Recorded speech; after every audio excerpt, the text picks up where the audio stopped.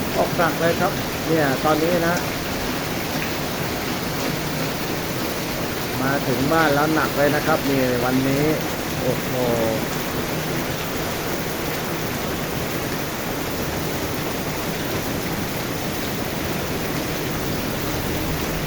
ตกหนักมากนะครับฝนครับ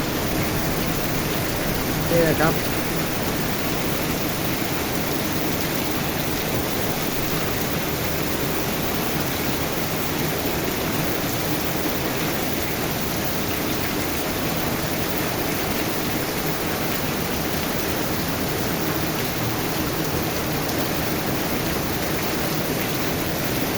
นี่เป็นน้ำที่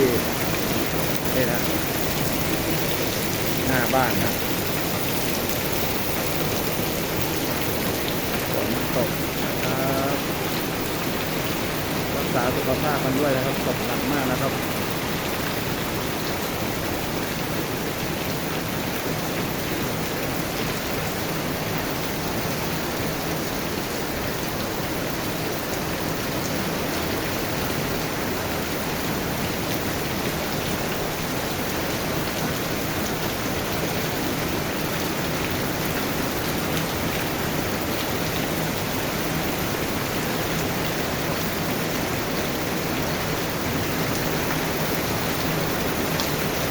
คืนนี้น่าจะตกหนักนะครับข้างนอกนี่ท่วมแน่นอนนะครับถ้าตกอย่างนี้นะตกนานๆนี่ท่วมแน่นอนนะครับ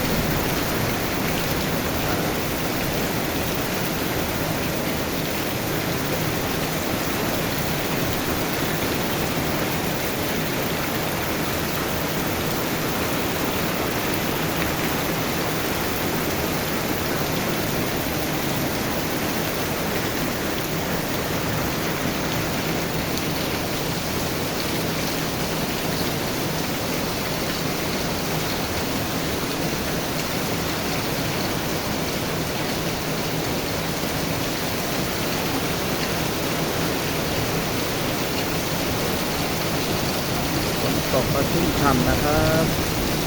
หลายพื้นที่ก็ต่างจังหวัดก็บางพื้นที่ก็น้ำเริ่มท่วมแล้วนะครับ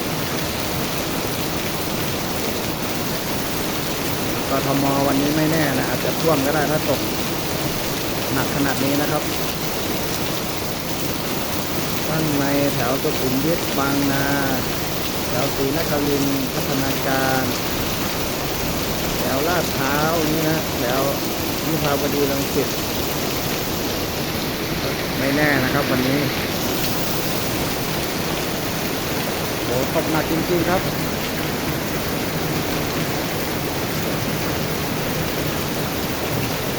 ตกหนักมากเลยนะครับ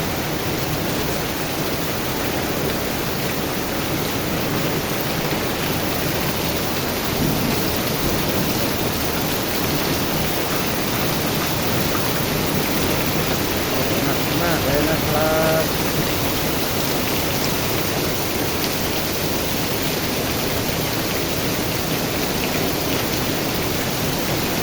ถ้าฝาก